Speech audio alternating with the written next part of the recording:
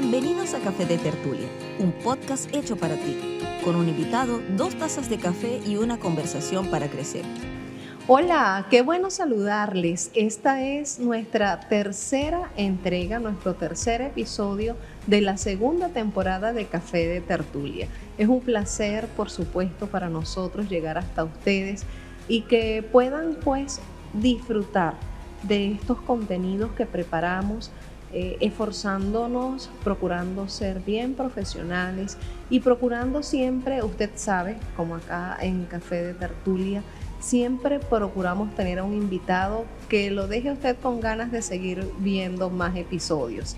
Personas que en este caso puntual, en la segunda temporada, si usted ha visto los episodios anteriores, yo sé que sí, estamos entrevistando personas que están haciendo cosas por alguien más, gente que se está invirtiendo en la gente, personas que tienen años haciendo su carrera profesional, sus oficios, y definitivamente están procurando dejar un legado, dejar esa impronta probablemente en la gente que lideran, porque en gran manera la gente que entrevistamos son líderes que son de influencia a otras personas, y eso queremos dejarle a usted en estas conversaciones en Café de Tertulia. Usted ya sabe, es un espacio donde compartimos un cafecito, algo de comer. Hoy tenemos tostaditas de plátano. Si usted no está en Venezuela, bueno, eso es una tajadita de plátano bien rebozadita y la comemos frita, porque qué rico lo frito, ¿verdad? Lo frito siempre tiene mucho sabor. Café de Tertulia llega a ti gracias a Tipografía OBO, Centro de Salud y Entrenamiento GECA, Ferretería Curpa. Lo cierto es que en medio de estas conversaciones, pues también procuramos dejarle un tema que usted pueda hacerle de ayuda, que usted pueda animarle a lograr que su vida le guste, a lograr impulsarle para que haga esos cambios que tiene que hacer, porque la vida es muy corta, definitivamente es muy corta, y necesitamos aprender a hacer que nos guste nuestra vida. Mi invitado hoy, para mí, yo siempre le digo, es un privilegio, claro, porque es que todos los invitados que he tenido, usted sabe, no son cualquiera personas, son personas que, para empezar, tengo respeto por ellos, por lo que hacen, y en este caso muy puntual, para mí es como un padre, es mi pastor, y es además el señor don Pablo Ojeda, don Pablo Antonio Ojeda Mendoza, quien es TCU en agropecuaria, y bueno, él nos va a ir contando todas estas cosas que hace, porque pastorea desde hace unos 44 años y está casado con una morena bien bonita, con su esposa bella, con la pastora Marbella de Ojeda. Quien no está aquí, yo creo que le da un poquito de susto. Pero quizás un día acepte la invitación, yo creo que sí, porque también ella está influyendo en mucha gente. Yo no quiero seguir conversando y quitarle el tiempo a nuestro invitado. Quiero darle la bienvenida a Pablo Ojeda, a Café de Tertulia. Bienvenido, pastor. Gracias. Nunca me había sentido tan viejo con lo de don Pablo Antonio. Don Pablo Antonio No Ojeda. quieren que decirlo completo porque don Pablo, hay algunas cuestiones teológicas allí con el tema. Pero claro que es un placer, es un honor, siempre en el ánimo de querer ser relevantes, de querer ser útiles. Como decía el Libertador, es mejor ser útil que ser importante. Qué lástima que la mayoría de las personas no lo entienden. Sí, siempre considero un honor que alguien diga algo bueno o de alguna manera apruebe, o diga, oye, me parece bien lo que usted está haciendo. Así que lo agradezco. Bueno, excelente. Aquí tenemos este libro maravilloso, porque el autor de este libro es el pastor Pablo Ojeda. La iglesia posible, ser y hacer iglesia, el desafío de la pastoral contemporánea. Probablemente la gente que nos está viendo pensará que vamos a hacer un café de tertulia con una tónica religiosa, nada más lejos de la realidad. Anoche mismo mentoreábamos a una pareja de muchachos casados y ellos nos decían, en un momento que estábamos compartiendo opiniones, ellos decían, hay algo que nos gusta mucho de estar cerca de ustedes, hay algo que agradecemos mucho y es que nos han hecho como que entender ese modo práctico de hacer lo que la Biblia dice, porque a veces creemos que la Biblia es algo para tenerla abierta en un libro, para tenerlo abierto en una página específica, o a veces creemos que es una cosa de una religión que no lo puede entender. No, es pautas que Dios mismo ha dejado allí plasmadas para que las vivamos. ¿Qué sentido tiene pues leer y aprender y entonces no vivir de acuerdo a eso? Y un poco bastante es lo que el pastor Pablo ha procurado hacer con la iglesia posible, porque tal como decía antes, tiene muchos años en esta labor maravillosa que hace, y una de las cosas que se hace evidente es que, bueno, tal como en los primeros tiempos de la iglesia los apóstoles tuvieron que hacer el credo, porque bueno, estaban viniendo otras cosas, otras doctrinas, porque se transmitía verbalmente todo lo que Jesús había enseñado.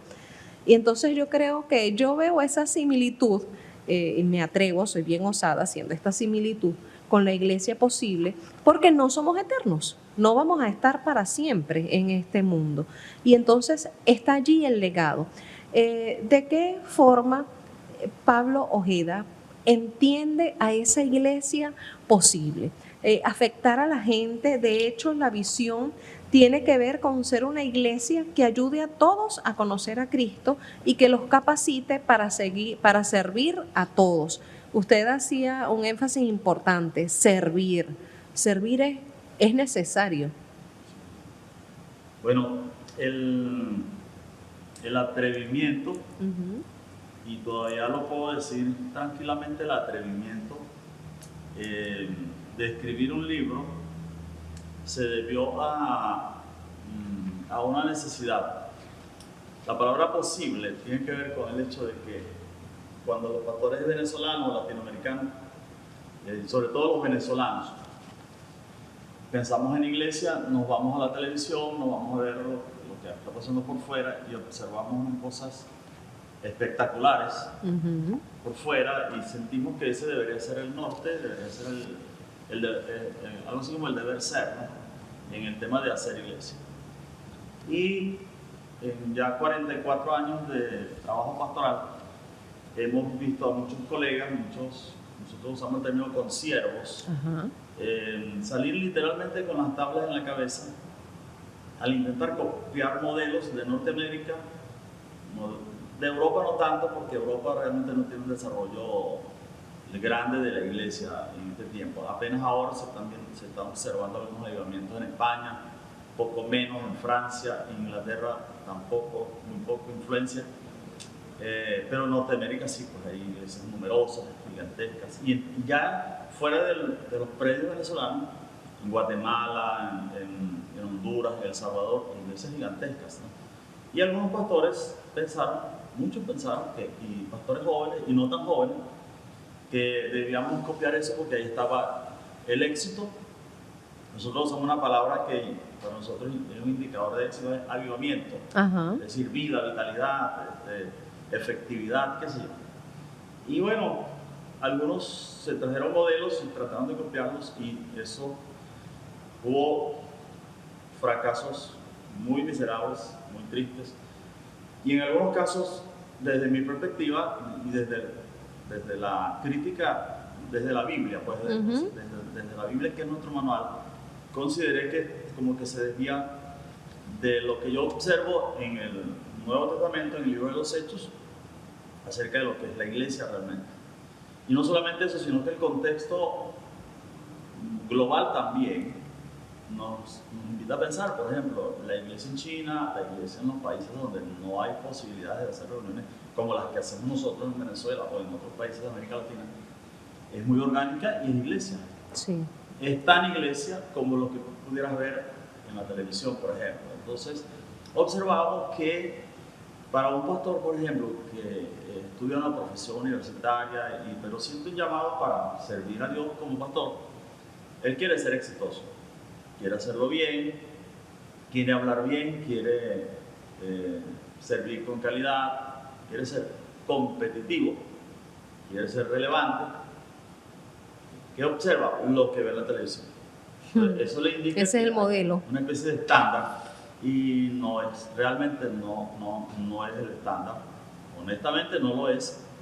Y la iglesia como iglesia está llamada a ser muy orgánica, ciertamente excelente, organizada, vamos a decir relevante hasta cierto punto, porque en el intento de ser relevante tiene que ver con el hecho de que a la gente le guste, le caiga bien, quiere estar con nosotros, quiere estar en nuestras reuniones, pero no podemos, en el afán de ser relevantes, vender los principios, poner a un lado los principios, la esencia, lo orgánico, y eso se debe cuidar siempre. Es así, pienso ahora mismo en lo que establece el Evangelio de Mateo cuando habla de que somos sal de la tierra y luz del mundo. Yo digo, eso es relevancia, porque ambas tienen un propósito, pues. Es decir, no es que sencillamente soy relevante porque quiero que me conozcan, porque, no sé, me la estoy comiendo, qué sé yo, sino que es que hay propósito con mi vida, con lo que hago, con el servicio que presto a la gente. Exacto. Entonces, nos atrevimos a sistematizar algunas ideas sobre lo que es hacer iglesia, pensando en el pastor venezolano, latinoamericano, y pensando en una realidad que nadie la puede cambiar, y es que el promedio de membresía en el mundo entero, el promedio global de membresía de una iglesia es 100 personas. Ese es el promedio a nivel mundial. Y hay muchas iglesias de ese tamaño que no se ven tan bonitas, que no tienen plata para pagar un programa de televisión, Sí.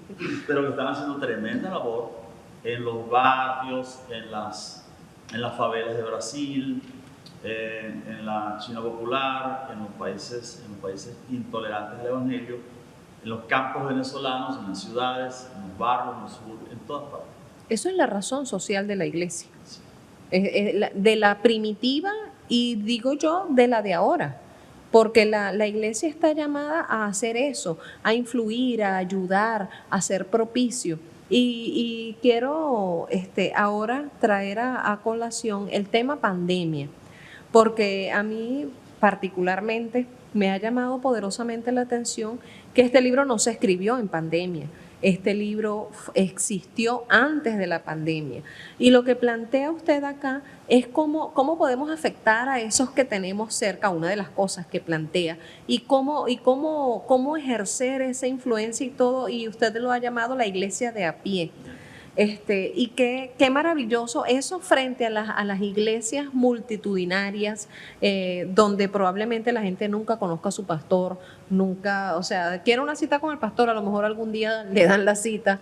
En cambio, lo que usted habla, lo que plantea en la iglesia posible, tiene que ver con esa cercanía, con entender precisamente lo que usted nos comentaba, que somos consiervos, que no es que el pastor es más que la oveja ni nada por el estilo, sino que somos consiervos. Sí, bueno, cuando pensamos en la iglesia, por ejemplo, la figura que Jesús usa en los evangelios, y Jesús era inteligente, ¿no? Yo no creo que alguien se atreva a decirme, fíjate, Simón Bolívar llegó y dijo una vez, el mundo ha tenido 3 grandes majaderos, Jesucristo, Don Quijote y yo. Y yo le dije, no, el único majadero fue usted, mi amigo. Y Don Quijote lo sintió, y usted como ser humano, pero Jesús no. Claro. Jesús fue sumamente inteligente, preciso en su planteamiento, y ha sido insuperable. Y él usó unas figuras bien interesantes para hablar de la iglesia. Por ejemplo, él decía que la iglesia era como cuando un panadero agarra un poco de masa, coloca levadura, lo divide en 3 medidas y lo lo Es dejen una que parábola lean. maravillosa. Entonces, ¿qué nos está indicando de eso? Eso, que la iglesia necesariamente, y estaba hablando de la iglesia, es el reino de Dios, pero él tenía en mente lo que iba a pasar después de su muerte y Claro. resurrección, que era la iglesia. Y a la iglesia le toca expresar, extender, proclamar, informar sobre el reino de Dios. Entonces, cuando él dijo eso, se refirió a que la iglesia debe estar con la gente, donde está la gente, en sus dolores, sus alegrías, en toda su vida. La iglesia debe estar cerca del que quiere vivir la vida loca para decirle, pero ven acá, ya va, cálmate, vamos a calmar. Por ahí no es el camino. Está para acercarse al que está deprimido, que está a punto de quitarse la vida, o de echarse al abandono, tirarse al abandono, y decirle, no, mira, hay esperanza, ven acá, que queremos animarte. Está para, como mismo dijo Jesús, llorar con los que lloran y reírse con los que ríen. Y eso indica cercanía.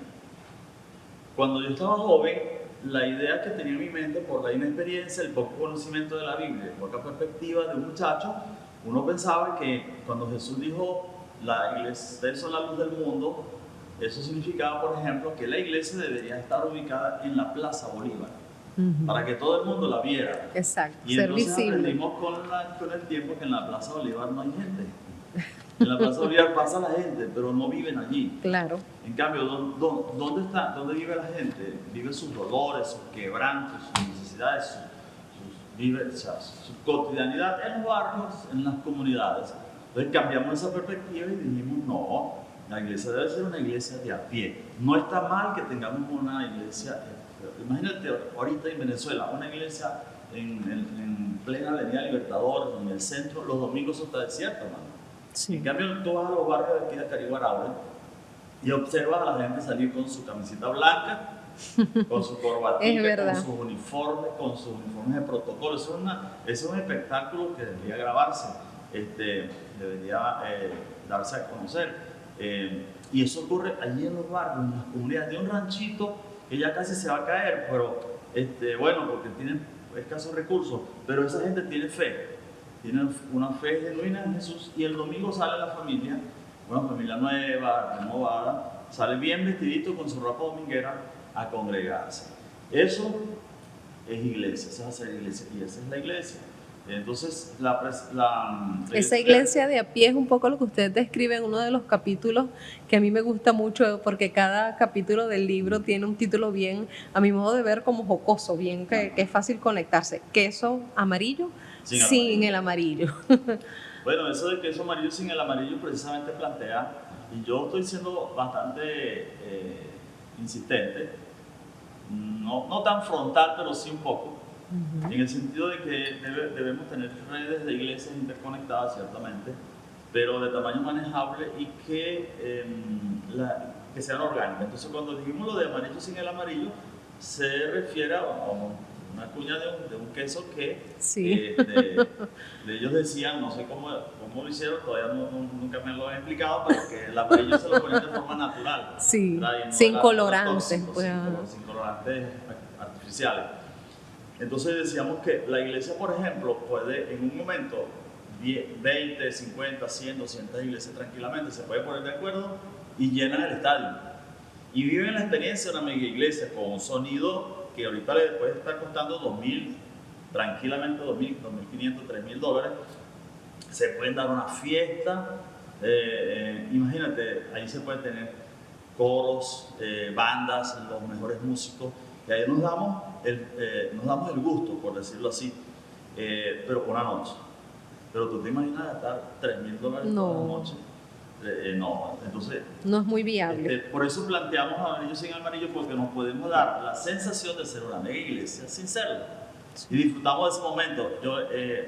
Una cosa que no está en el libro, a lo mejor probablemente salga en la primera edición. Él decía a los pastores, si tú comes todos los días del mundo, hamburguesas que no sé qué nombre le ponen ahorita, esas grandes, llenas de salsas, de papitas fritas, de todo eso, todos los días, pepito gratinado, con todas las de la ley, con todos los jugueticos, como dicen los muchachos, te vas a morir. Sí. Te vas a morir. Sí, es como para comérselo un día, pero no todos los días. Claro, una vez al año no hace una vez al año no hace daño, pero que tú tengas esa disciplina. Entonces, cuando nosotros observamos, y lo que planteamos en el libro, reunir 5.000, 10.000, 15.000 personas todos los domingos, escuchar a un gran predicador, me parece que distorsiona la relación con Sí. todo esto. Y es también desgastante porque es que coordinar actividades y servicios y todo en medio de una congregación, aunque no sea muy grande, pues lleva mucha inversión de tiempo, de esfuerzo de los líderes que se invierten para precisamente servir a otros. Nosotros vamos a hacer una prueba este año. Todavía no podemos decir que esa es la sensación de mega iglesia, ¿no? Porque esperamos reunir a 1.200 personas quizás en algún espacio grande de aquí de la ciudad. Ojalá podamos conseguir un sitio para eso, más o menos en la fecha de noviembre. Y queremos invitar a las iglesias hijas, las iglesias asociadas que hacen vida con nosotros en forma de red. Tenemos una red. Y queremos darnos ese banquete. Pero ¿cuál es el alivio mío? ¿Cuál es mi tranquilidad? Que cuando yo terminemos ese programa, podemos traer un conferencista, pudiera algunos de los pastores de la red dar una palabra ese día, vamos a ser glamorosos, excelentes, vamos a hacer algo bien bonito, pero no, esa cantidad de personas no se va a reunir todos los días, porque eso nos va a costar un dinero, Claro. eso nos va a costar unos dólares, una logística, y está bien, nos vamos a dar ese gusto, vamos a llamarlo así, porque no es malo que lo hagamos, está bien. Jesús congregó, yo estimo que debe haber estado unas 15.000 personas cuando dio la alimentación de los 5.000. Sí, Pero porque eso no dice era- 5.000 hombres, Pero eso no era todos los fines de semana. ciertamente. Y Jesús tenía sus núcleos, sus grupos y los atendió bien. Sus discípulos fueron bien cuidados. Entonces la iglesia debe ser un ambiente donde la persona debe ser bien cuidada. Está planteado en el libro, debe poder hablar con su pastor sin mucho protocolo.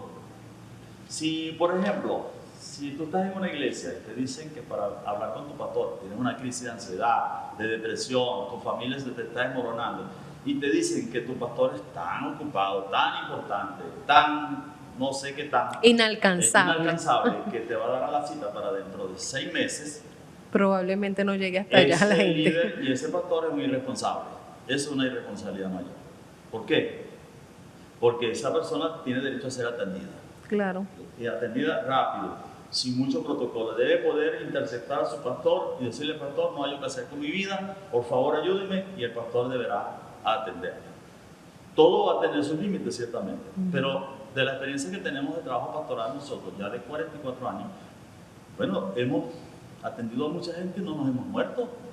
Y estamos emocionalmente, yo creo que estoy emocionalmente saludable, no sé usted qué dice de eso. Tendríamos que preguntarle al doctor Osvaldo Nava, que aparte de ser mi amigo es mi psiquiatra también, qué tan saludable estoy. Pero no nos hemos enfermado por eso, hemos atendido a la gente y todavía lo hacemos.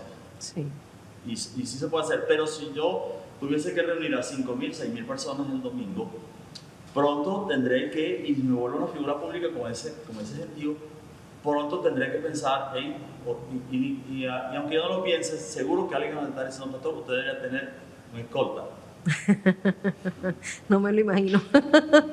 No me lo imagino. Pero sí, se han visto casos. Me gusta mucho cómo usted plantea en el libro que todos pueden servir, entendiendo que el mismo Dios nos dota de talentos, de capacidades, de dones, y que es maravilloso en cada actividad que se hace. Por ejemplo, si es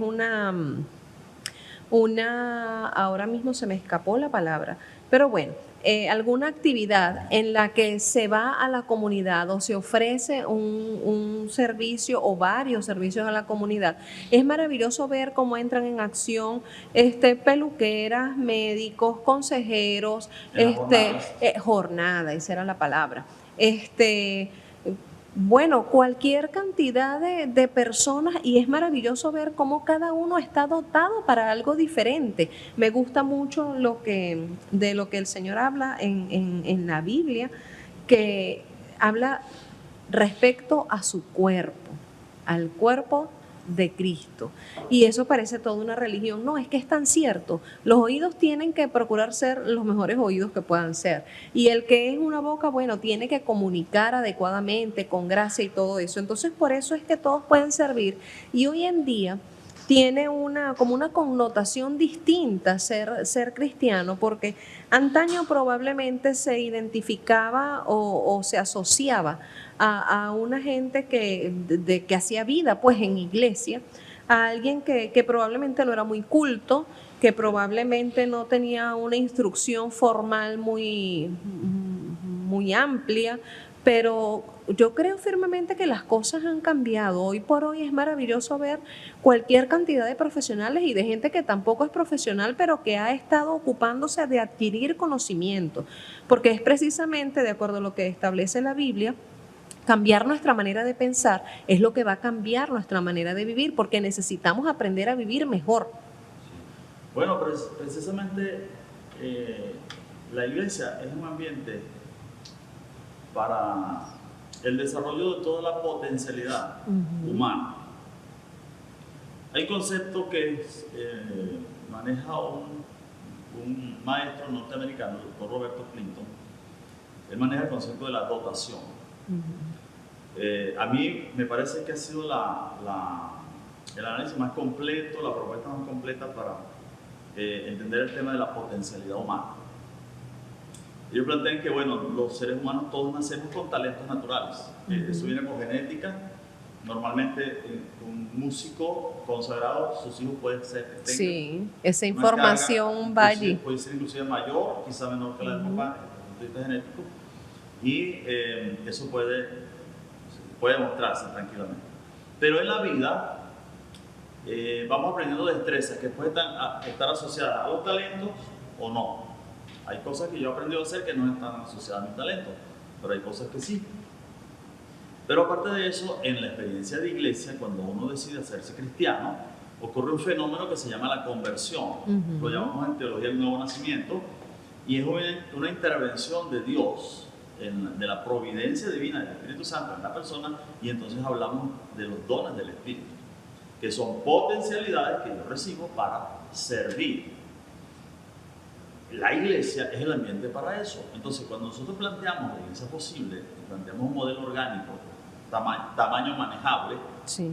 Entonces donde hablamos de que la iglesia es ecológica, ministrando en la banda verde, hablamos que la iglesia es ecológica, nosotros planteamos que una iglesia que pudiera reunir 200, 300 personas un domingo, puede hacer muchas cosas y nunca va a ser una mega iglesia, pero se puede multiplicar, ¿verdad? Ahora, en ese ambiente de iglesia de tamaño manejable, no todos los creyentes están cortados por la misma medida. No es una visión, digamos, tubular, no sé, que encabona a la gente un solo estilo. Todo el mundo es igual. Entonces ya tú sabes, en tanto tiempo voy a hacer tal cosa, en tanto tiempo tal cosa. No. En la iglesia posible nosotros planteamos que las personas que vienen de afuera vienen con unas destrezas que ya pueden empezar a bendecir a la comunidad de fe, trae sus talentos naturales y aparte pues ahora recibe los dones del Señor, los dones del Espíritu que llamamos, que es un concepto que en el ambiente evangélico se conoce mucho y en buena parte inclusive del segmento católico conocen ese tema, sobre todo el sector carismático, el tema de los dones del Espíritu, ese tipo de cosas. Bueno, lo cierto es que hay esa potencialidad y eso hace única a la persona. Entonces yo no puedo a todos colocarnos a hacer lo mismo y que todo el mundo sepa que va a pasar por el no. Hay procesos, hay protocolos que ciertamente van a hacer lo mismo. Por ejemplo, todos los adultos que en nuestra edad adulta recibimos a Cristo como nuestro Salvador, decimos voy a bautizarme. Ahí todo el mundo pasa por ahí, pero luego cuando viene el tema de desarrollo de lo que llamamos nosotros ministerio. Que ministerio es servicio, pues. Exacto. Entonces, ¿qué pasa? ¿Cuántos ministerios puede tener una iglesia? Tantos como dones, talentos y destrezas tengan. Y eso es un potencial que tiene cualquier líder de iglesia, cualquier pastor.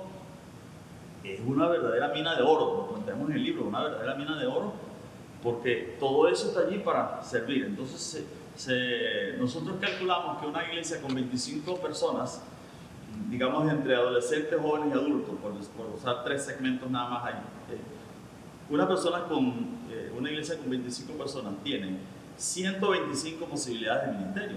Wow. 125 posibilidades. ¿Por qué? Porque están las destrezas, están los talentos, están los dones y todo eso vale. Claro. Y no son idénticas las tres. Entonces, esa diversidad hace que entonces la iglesia sea más orgánica y ninguna iglesia es igual a otra. Aunque tengan un mismo origen, pertenezcan a una red, a una organización, tengan una teología en común, todas esas cosas nunca llegan a ser las mismas por ese tema de los dones. Pero ¿qué pasa cuando yo me olvido de ese tema de los dones del Espíritu, por ejemplo, en el ambiente iglesia, y convierto a la iglesia en una franquicia? Y ahorita que estoy comentando eso me arrepiento de haberle dicho a un amigo que vino aquí a Carigua y habló de la franquicia, ¿no? Y vengo yo y le digo, mira, chico, tú estás hablando de franquicias, de franquiciar negocios, lo dijo como un entrenamiento y motivación para la gente que está haciendo emprendimiento. Yo le digo, a mí me parece, chico, la iglesia, si fuera una franquicia seríamos la franquicia más grande del mundo. Y él me dijo, es que ustedes son una franquicia. No lo corregí, pero no somos una franquicia, no, porque si ciertamente hay unos estándares que son fijos en la Biblia, hay cosas que son comunes, pues. Pero hay mucha variedad, hay mucha diversidad. Hay temas Es como que cada iglesia, hija, tiene su propia personalidad. Claro. Es como los hijos, pues, la gente que tiene, nosotros, bueno, tenemos 2 nada más y son distintos, pues, pero hay gente que tiene muchos hijos y cada uno es distinto del otro. Igual ocurre con las iglesias. Y eso que menciona Pastor Pablo, me abre la oportunidad de comentar un poco acerca de ese trabajo que están haciendo, y digo están haciendo porque con su esposa lo hace, en cuanto al mentoreo. ¿Por qué? Porque entendemos que ya a la edad de uno, pues ya está en una etapa en que uno puede contribuir a influir en otras personas, mostrar el camino. Y creo firmemente que la forma más expedita, esa forma en la que ustedes han mostrado el camino a seguir, ha sido precisamente con la vida propia. Entonces, un poco quiero... ya se está acabando el tiempo, eso me fastidia, nunca se me ve ido tan rápido. Bueno, de todos modos seguimos conversando. Acá en Café de Tertulia, usted sabe, estamos disfrutando de una conversación que se pone mejor mientras vamos avanzando. Ese trabajo de mentoreo, pastor, que las personas que estamos, bueno, yo tengo 51, pero yo me siento ya que estoy en una etapa de mi vida en la que, Dios mío, tengo que legar de lo que he recibido, de lo que he aprendido, de los conocimientos adquiridos, y yo creo firmemente que ustedes con cuánta más razón están en esa misma etapa. Yo misma soy testigo presencial de que se invierten a la hora de mentorear, de mostrar el camino a los más jóvenes que vienen pues avanzando en el ministerio. Bueno, ayer mi esposa y yo tuvimos lo que yo llamo una jornada exitosa. 5 reuniones de mentoría. Wow. Y para nosotros es nuestro, en esta etapa, precisamente, bueno, ya uno está caminando con pastores más jóvenes. Los hijos ya crecieron, ya están haciendo lo propio también. Exactamente, se están dando muchas relaciones de mentoría que estamos, por supuesto, organizando por el tema tiempo, porque ya nos cansamos un poco más y nos recuperamos con menos velocidad. Sin embargo, disfrutamos mucho de eso y consideramos que la iglesia debe proveer ese ambiente para quienes lleguen y puedan tener buenas relaciones de discipulado. Nosotros usamos el término discipulado que abarca varias disciplinas,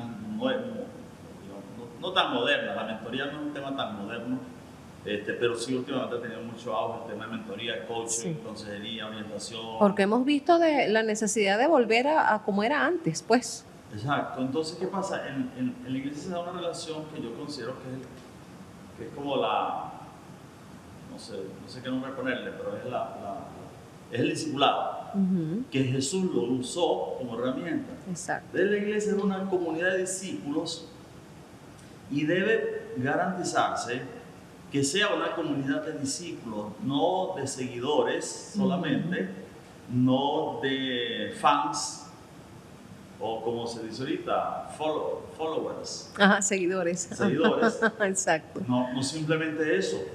Yo puedo interactuar con personas a través del Facebook, de otros medios, pero nada como la entrevista cara a cara, en la que tú sientes a la persona, escuchas de verdad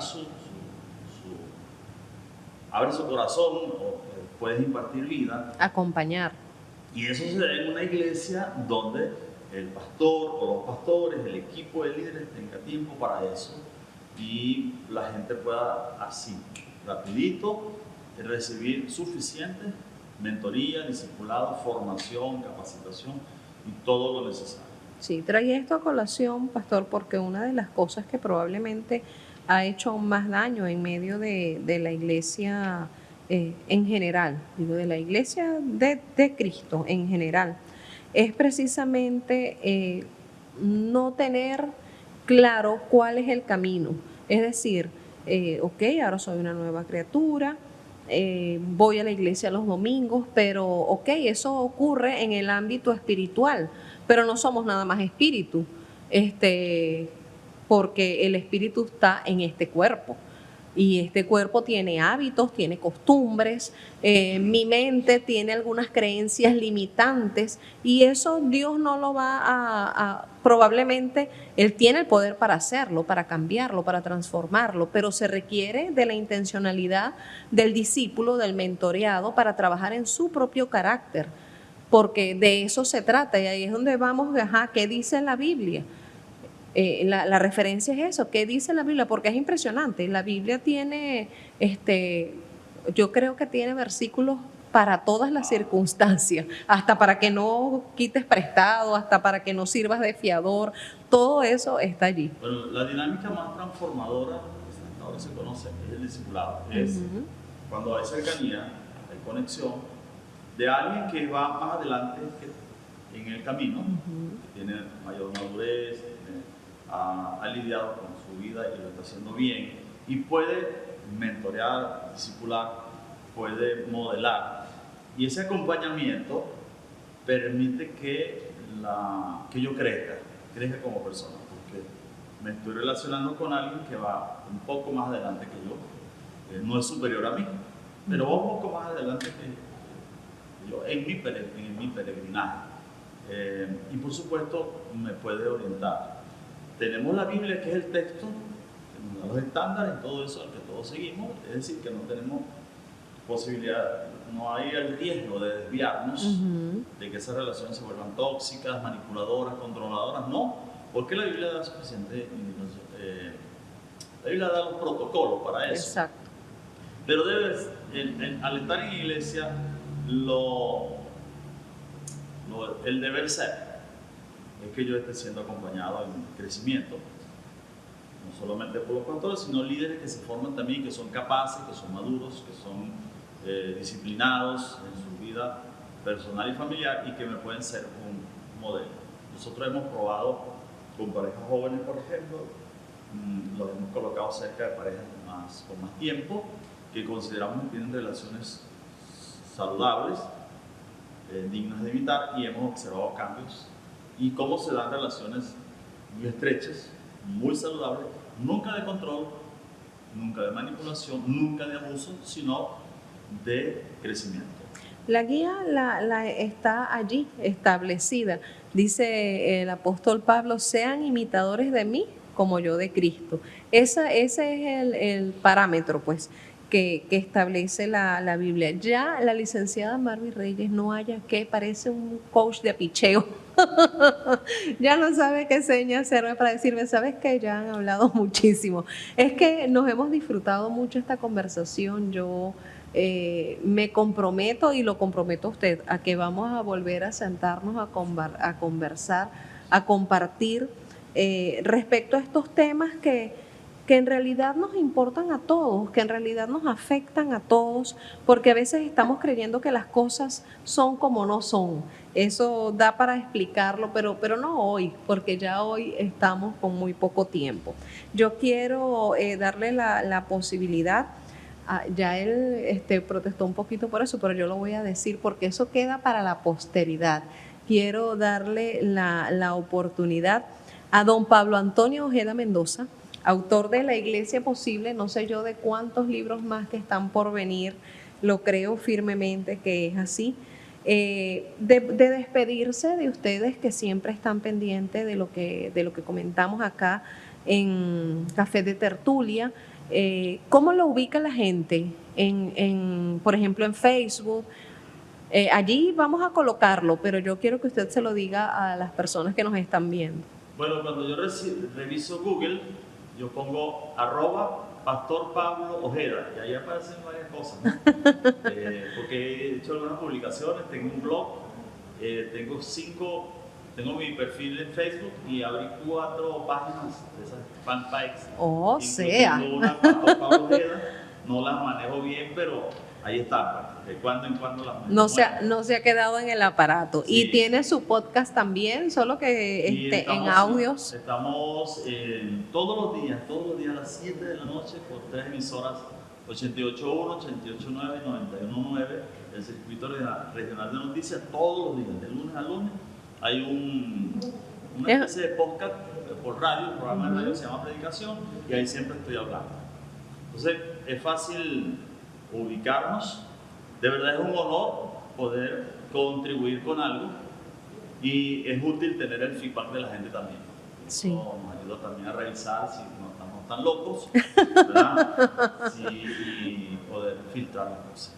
Seguro que sí. No, gracias a usted, para nosotros ha sido de verdad muy grato tenerle acá y pues agradecemos que en medio de su apretada agenda hizo un espacio para acompañarnos y bueno, estamos agradecidos a Dios por eso y siempre se lo decimos y tengo la libertad de decirlo delante de quien sea, pues damos muchas gracias al Señor por el pastor que puso en nuestras vidas. Quiero agradecer también a la licenciada Marvis Reyes, quien está allí siempre atenta y ya, bueno, haciendo siempre sus señas como de coach de picheo. También a TCU, Marcos Reyes también. Usted sabe, siempre que grabamos un episodio de Café de Tertulia, yo se lo digo, si ellos no me ayudaran a hacer esto, difícilmente usted pudiera escucharme o verme porque es un poco cuesta arriba para mí. Cada quien es, a propósito de los dones y los talentos, ¿no? Y de las capacidades. Así que las mías son otras, no el trabajo técnico, pero igual. Agradecemos poder llegar hasta ustedes y que usted siempre nos vea y nos comente de qué le parece lo que estamos haciendo, qué otra cosa quiere escuchar, qué otro tema quiere que tratemos. ¿Tiene usted algún invitado que quiere que entrevistemos? Así que anímese y vamos a conversar. Y por supuesto la invitación para que usted esté pendiente de ese próximo capítulo, nuevo episodio de Café de Tertulia. Que estén muy bien y bueno, que Dios les bendiga. Esto fue Café de Tertulia con María Eloísa de Castro. Puedes seguirla por Instagram como @Eloísa de Castro, ver este episodio en su canal de YouTube Eloísa de Castro y escucharla en Anchor.fm.